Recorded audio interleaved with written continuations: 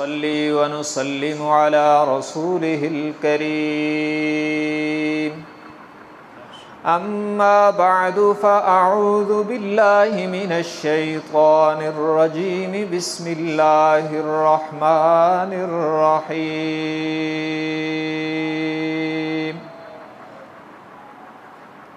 يرفع الله الذين آمنوا منكم والذين أوتوا العلم درجات وقال النبي صلى الله تبارك وتعالى عليه وسلم خيركم من تعلم القرآن وعلمه أو كما قال النبي صلى الله تبارك وتعالى عليه وسلم صدق الله وصدق رسوله النبي الأمي الهاشمي الأمين الكريم ونحن على ذلك لمن الشاهدين والشاكرين والحمد لله رب العالمين.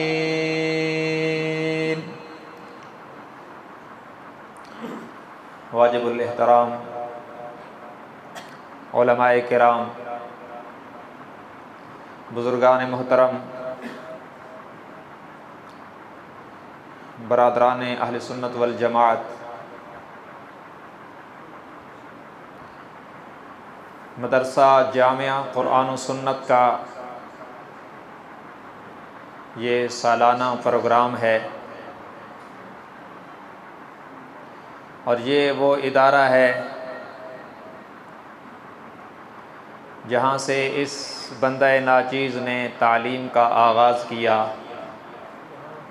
اور الحمدللہ اس ادارے کا سب سے پہلا حافظ قرآن ہونے کا اعزاز اللہ نے مجھ ناچیز کو عطا فرمایا.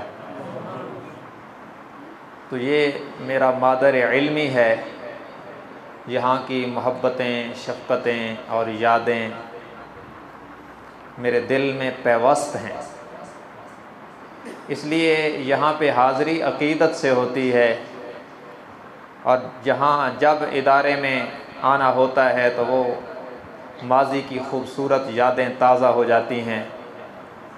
حضرت استاد جی مولانا مہر محمد رحمۃ اللہ علیہ کی شفقت اور ان کی نظریاتی تربیت کا فیضان ہے کہ مجھ جیسا آدمی بھی اہل حق سے وابستہ ہے، ورنہ بالکل واضح کہتا ہوں اگر حضرت استاد جی رحمۃ اللہ علیہ یہ نظریاتی محنت نہ کرتے تو صرف میں نہیں، میرے جیسے کئی دور حاضر کے معتزلہ کے ساتھ ہوتے.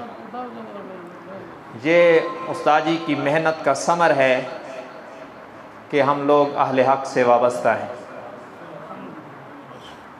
تو آج کی اس بالکل مختصر گفتگو میں، کیونکہ اصل خطاب تو مولانا قاضی شفیق الرحمان صاحب اور مفتی ظہیر صاحب کا ہونا ہے، ہم لوگ مقامی لوگ ہیں اور حاضری لگوانے کے لیے چند باتیں عرض کی جا رہی ہیں. تو میں اس مختصر گفتگو میں آپ حضرات کے سامنے یہ عرض کروں گا کہ ہم نے مدارس کی لائن کیوں اختیار کی ہے. علماء کرام سب کی طرف سے میں نمائندگی کر رہا ہوں کہ ہم نے مدرسوں کی لائن کیوں اختیار کی، ہم نے مدرسے کیوں بنائے، درسگاہوں کو کیوں آباد کیا، ادارے کیوں قائم کیے. حضرت استاد جی مولانا میر محمد صاحب رحمۃ اللہ علیہ نے جامعہ قرآن و سنت قائم کیا، جامعہ ام حبیبہ للبنات قائم کیا، مولانا عقیل صاحب ادارہ چلا رہے ہیں، مفتی آصف صاحب مدرسہ چلا رہے ہیں، دیگر علماء کرام اداروں کے محتممین اور منتظمین کی یہاں بہت بڑی تعداد تشریف فرما ہے. ہم سب سے یہ سوال کیا جاتا ہے کہ آپ نے اپنی صلاحیتوں کو بروئے کار اس لائن میں کیوں لگایا، آپ نے اپنی صلاحیتیں یہاں کیوں صرف کی ہیں. اس سوال کا جواب میں آپ کو دوں گا قرآن و سنت کے دلائل کے ساتھ. میں نے مدرسے کا انتخاب کیوں کیا؟ سب سے پہلی وجہ یہ ہے کہ مدارس میں پڑھنے والوں کے لیے، پڑھانے والوں کے لیے قرآن و سنت میں فضائل آئے ہیں۔ میں نے ان فضائل کو حاصل کرنے کے لیے مدارس کا، مدرسے میں آنے کا انتخاب کیا۔ ہم نے ان فضائل کو حاصل کرنے کے لیے مدارس بنانے کا انتخاب کیا، علماء کرام پیدا کرنے کا انتخاب کیا، عالم بننے کا انتخاب کیا، لوگوں کو علم حاصل کرنے کا بتایا۔ اس لائن کا انتخاب اس لیے ہم نے کیا کہ علماء اور طلباء، علم حاصل کرنے والے، علم سیکھنے والے اور علم سکھانے والوں کی شان میں رب کا قرآن بولتا ہے۔ یہ 28واں پارہ ہے، سورت کا نام مجادلہ ہے، 28واں پارہ ہے اور اس کا دوسرا رکوع ہے۔ رب العالمین اہل علم کی شان بتلاتے ہوئے فرماتے ہیں یرفع اللہ الذین آمنوا منکم والذین اوتوا العلم درجات۔ رب العالمین نے ساری مخلوق میں سے انسان کو عظمت عطا کی، فرمایا وَلَقَدْ كَرَّمْنَا بَنِي آدم۔ اللہ نے ساری مخلوق میں سے انسان کو عظمت عطا کی ہے، اور پھر سارے انسانوں میں سے اہل ایمان کو عظمت عطا کی ہے، اور پھر سارے اہل ایمان میں سے رب العالمین نے اہل علم کے درجوں کو سب سے بلند فرمایا ہے۔ میں نے اس لیے یہ لائن اختیار کی کہ اللہ نے ان کے درجے بلند کر دیے۔ ان کی عظمت کو بیان کرتے ہوئے رب العالمین نے فرمایا قُلْ هَلْ يَسْتَوِي الَّذِينَ يَعْلَمُونَ وَالَّذِينَ لَا يَعْلَمُونَ۔ فرمایا میرے محبوب اپنی امت کو بتلا دیجئے قیامت کی صبح تک جاہل اور علماء کبھی برابر نہیں ہوں گے۔ اور عالم کون ہوتا ہے؟ انما یخشی اللہ من عبادہ العلماء۔ عالم وہ ہوتا ہے جس کے کردار سے خوف خدا نظر آتا ہے۔ عالم وہ ہوتا ہے جو بظاہر چٹائی پر بیٹھا ہوتا ہے لیکن اس کی دل کی تاریں اللہ سے ملی ہوتی ہیں۔ یہ جو علماء ہیں ان کی شان اللہ نے بیان کی۔ میں نے اس لیے یہ لائن اختیار کی کہ ہمیں بھی یہ فضیلت میں سے کوئی ذرہ مل جائے۔ اور یہ جو علماء ہیں، میں اس طبقے سے وابستہ کیوں ہوا؟ اس لیے کہ یہی وہ طبقہ ہے جس کے پاس نبیوں کی وراثت ہے۔ کہتے ہیں جناب فلاں بڑا خوش نصیب ہے، فلاں کا وارث ہے، فلاں بڑا خوش نصیب ہے، فلاں ملک کی ساری وراثت اس کے حصے میں آ گئی، فلاں جناب لیڈر کی سیاسی وراثت اس کے حصے میں آ گئی، فلاں گدی نشین بڑا خوش نصیب ہے، اسے وراثت میں گدی ملی ہے، اسے وراثت میں جناب اتنا بڑا رقبہ مل گیا۔ ارے علماء کرام تمہیں میں مبارکباد کیوں نہ دوں؟ تم کتنے خوش نصیب ہو، تمہاری وراثت میں نبی کی وراثت اللہ نے تمہارے حصے میں ڈال دی ہے۔ یہ انبیاء کے وارث ہیں۔ میں نے اس لیے یہ لائن اختیار کی ہے ہم نے تاکہ انبیاء کے ورثاء میں نام آ جائے۔ یہ تو علماء کی شان ہو۔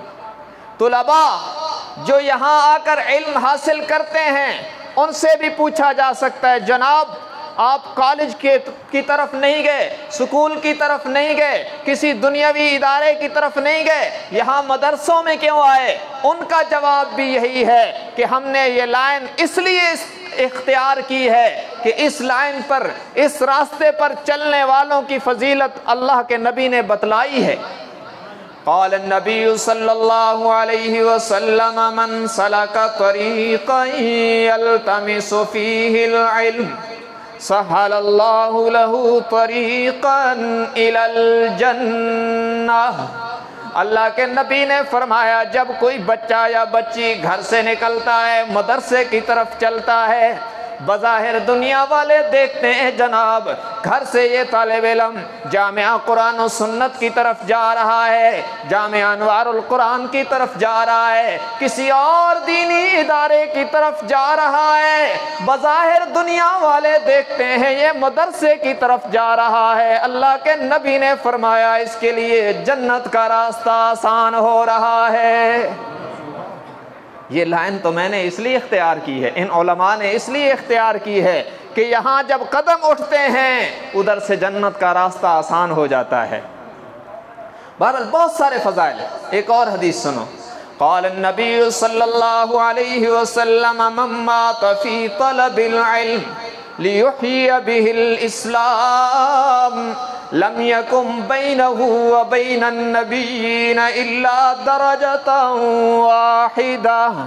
اللہ کے نبی نے فرمایا جو طالب علم، جو شخص علم حاصل کرتا ہوا مر گیا اس حال میں کہ وہ علم اس لیے حاصل کر رہا تھا تاکہ اسلام زندہ ہو، دین کی اشاعت ہو، اللہ راضی ہو جائے، فرمایا اس حال میں پڑھتا پڑھتا اگر کوئی طالب علم وفات پا جائے گا قیامت کے دن اس کے اور نبیوں کے درمیان سوائے نبوت کے کوئی فرق باقی نہیں رہے گا۔ اتنی بڑی فضیلت ہے، ہم نے ان فضیلتوں کو حاصل کرنے کے لیے مدرسوں کا انتخاب کیا ہے۔ دوسری وجہ، ہم نے مدارس کا انتخاب اس لیے بھی کیا کہ مدرسہ میری دینی ساری ضرورتوں کا ضامن ہے، دنیاوی ضرورتیں بھی بہت ساری پوری کر رہا ہے اور دینی ساری ضرورتوں کا ضامن مدرسہ ہے۔ دیکھیں نا، انسان جب پیدا ہوتا ہے، پیدا ہوتے ہی اس کے کان میں اذان کون دیتا ہے؟ اذان سکھانے والے یہی ہیں، اذان سکھانے والے یہی ہیں، مساجد اور مدارس والے ہیں۔ اور گھٹی ڈالنے کی بات آتی ہے کہ تو کسی نیک بندے سے گھٹی ڈلواؤ، نیک لوگ پیدا یہیں سے ہوتے ہیں۔ اور جب پھر بچہ بڑا ہوتا ہے، کچھ اس کی زندگی کے ایام آگے بڑھتے ہیں، اس کو کلمہ طیبہ سکھانے والے یہی ہیں۔ پھر جناب اسی انسان کو، اسی بچے کا جب ختنہ کروانا ہے تو طریقہ سنت بتلانے والے یہی ہیں، اس کے بال اتروانے ہیں، سنت طریقہ یہی بتلاتے ہیں، اس کا عقیقہ کرنا ہے تو سنت طریقہ مدارس والے بتلاتے ہیں۔ اس نے جب بولنا شروع کیا کلمہ طیبہ یہاں سے سکھایا جاتا ہے۔ جب قرآن پڑھنے کی باری آتی ہے قرآن یہی مدارس والے پڑھاتے ہیں۔ جب بلوغت کی دہلیز پر قدم رکھنے لگتا ہے تو حلال و حرام کے مسائل یہی مدارس والے سکھلاتے ہیں۔ پاکی ناپاکی کے مسئلے یہی مدارس اور مساجد والے بتلاتے ہیں۔ اور جب نکاح کا موقع آیا، نکاح کہاں کرنا ہے، نکاح جس سے کرنا ہے اس میں کون سی صفات ہونی چاہیے، یہ سب مدارس والے بتلاتے ہیں۔ نکاح کیسے کرنا ہے یہ مدارس والے بتلاتے بھی ہیں، نکاح کرواتے بھی ہیں، اور نکاح کب کرنا ہے یہ مدارس والے بتلاتے ہیں۔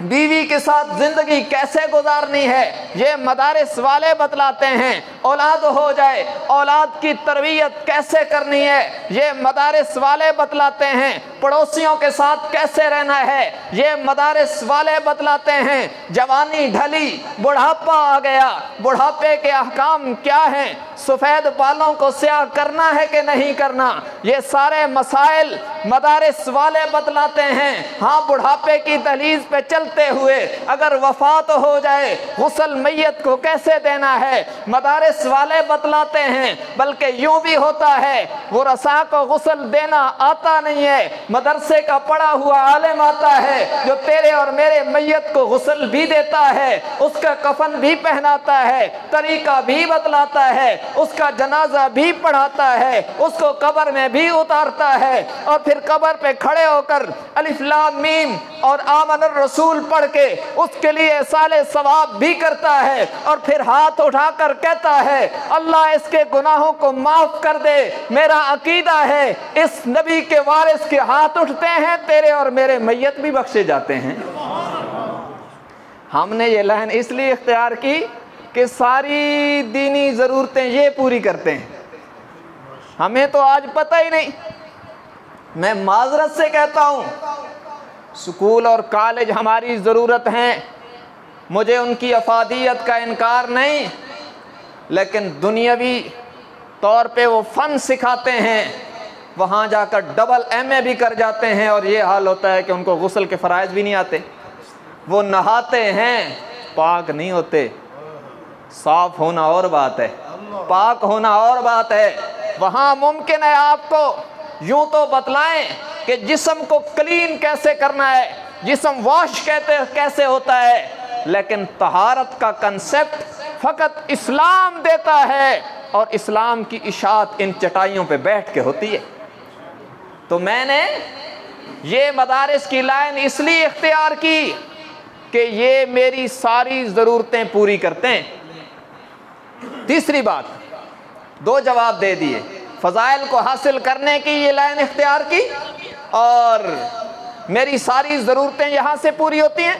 نمبر 3، میں نے مدرسوں کا انتخاب اس لیے کیا کہ یہ مستقل ایک محاذ کے پہرے دار ہیں۔ توجہ کے ساتھ، یہ ادارے مستقل ایک محاذ کے پہرے دار ہیں۔ دیکھیں، صدیوں سے کفر اور اسلام کی کشمکش چل رہی ہے، جنگیں بھی ہوئی ہیں، آئندہ بھی ہوں گی، اور محاذ 2 طرح کے ہیں، ایک ہے زمینی محاذ، ایک ہے دینی محاذ، ایک ہے تیر و تلوار کی یا اسلحہ کی جنگ، ایک ہے دلائل کی جنگ۔ جب باری آتی ہے اسلحہ کی جنگ کی تو ہماری ڈیفنسز کی جتنی فورسز ہیں، پاکستان نیوی ہو یا ایئر فورس ہو یا پاک آرمی ہو، ہم سب کو سلام کرتے ہیں، سب کو قدر کی نگاہ سے دیکھتے ہیں، اس میدان میں وہ ہیں۔ لیکن جب باری آتی ہے دلائل کی جنگ کی تو اس میدان میں یہ پروانے پہرا دیتے ہیں، ختم نبوت کا محاذ ہو یا ناموس صحابہ کا محاذ ہو یا جدید انداز میں روشن خیالی کے نام پر فحاشی کا محاذ ہو، یہ سارے میدانوں پر یہ پہرا دیتے ہیں۔ اور تاریخ نے کئی بار دیکھا کہ زمینی محاذ پر انہیں شکست ہوئی ہے، لیکن چشم فلک نے یہ کبھی نہیں دیکھا کہ دلائل کی دنیا میں کفر سے علماء ہار گئے ہوں۔ ایسا کبھی نہیں ہوا ہے، اور انشاءاللہ کبھی نہیں ہوگا۔ یہ مدارس کمر بستہ ہو کر اپنے میدان میں پہرا دے رہے ہیں اور دیتے رہیں گے، اور ہم فخر سے کہتے ہیں کہ الحمدللہ ہم دین کے چوکیدار ہیں، اور اللہ ہمیں چوکیدار ہی رکھے۔ لوگ کہتے ہیں مولوی ٹھیکیدار ہیں، ہم ٹھیکیدار نہیں ہیں، ہم چوکیدار ہیں، نوکر ہیں، اور اللہ ہمیں چوکیداری اور نوکری سلامت رکھے ہماری، اور ہم اسی پہ مر جائیں تو اس سے بڑی سعادت کوئی نہیں ہوگی۔ تو بہرحال یہ لائن میں نے اس لیے اختیار کی، ہم نے ان علماء نے اس لیے اختیار کی ہے کہ اس لائن والوں کی فضیلت ہے، یہ مدرسہ ہماری ضرورت ہے، اور یہ مدرسہ پہرے دار ہے۔ اور ایک آخری بات بالکل سیکنڈ میں عرض کر رہا ہوں، میں نے مدارس بنانے کا، میں نے مدارس کی لائن اس لیے چنی ہے کہ یہ مدرسے وہ کارآمد ادارے ہیں جو بیکار لوگوں کو بھی کام کا بنا دیتے ہیں۔ دیکھیں نا، کسی کی بات میں نہیں کر رہا، آپ مجھے دیکھ رہے ہیں، میں آپ کو نہیں دیکھ رہا۔ بندہ جب مادر ذات نابینا پیدا ہو تو کہتے ہیں، مجھے بھی لوگ کہتے تھے کہ یہ پیدا نہ ہوتا تو کیا تھا، یہ نہ پیدا ہوتا تو اچھا تھا۔ یہ لوگ کہتے تھے ہمیں بچپن میں کہ یہ نہ جب میں آتا کیڑی تھوڑے، یہ کہتے تھے لوگ، یہ پیدا نہ ہوتا کون سی کمی واقع ہو جاتی۔ یہ تو والدین کے لیے دکھ کا باعث ہے اور ان کے لیے صدمے کا باعث ہے، بیکار ہے، کسی کام کا نہیں ہے۔ تو دینی اداروں کو قدر کی نگاہ سے دیکھو نا کہ اس بیکار کو انہوں نے منبر رسول پہ بٹھایا ہے۔ یہ کارنامہ دینی مدارس کا ہے کہ الحمدللہ ثم الحمدللہ 4 نومبر 1991 سوموار کے دن میں اس ادارے میں داخل ہوا، اور آج الحمدللہ درس نظامی کا فاضل بھی ہوں وفاق کے ساتھ، اور قرات 7 عشرہ پڑھنے کی بھی اللہ نے توفیق عطا فرمائی۔ اور آج وہ جو بیکار تھا، ان دینی اداروں کی وجہ سے اللہ نے اس کو اس مقام پہ پہنچایا کہ وہ کئی بیکاروں کو کام کا بنا سکتا ہے۔ मुस्तफ़ा, शान सहाबा, उलमाए हक, उलमाए हक। तो बहरहाल ये दीनी इदारों का फ़ैज़ है, इसलिए इन इदारों में अपने बच्चों को दाखिल करवाएं, इनके साथ ताआवुन किया करें, इन्हें हकारत की नज़रों से न देखा करें। यही है वो जिनकी सहर की आहों के नतीजे में हमारी स्याहकारियों की वजह से जो अजाब आते हैं, ये सहरी के वक्त मासूम बच्चे जब उठ के कुरान पढ़ते हैं और इनकी सदाएं ऊपर को जाती हैं तो अजाब के फ़ैसले टल जाते हैं। इसलिए बयानात आप उलमाए किराम के समाअत फरमाएं, मेरे लिए दुआ करें। अल्लाह तबारक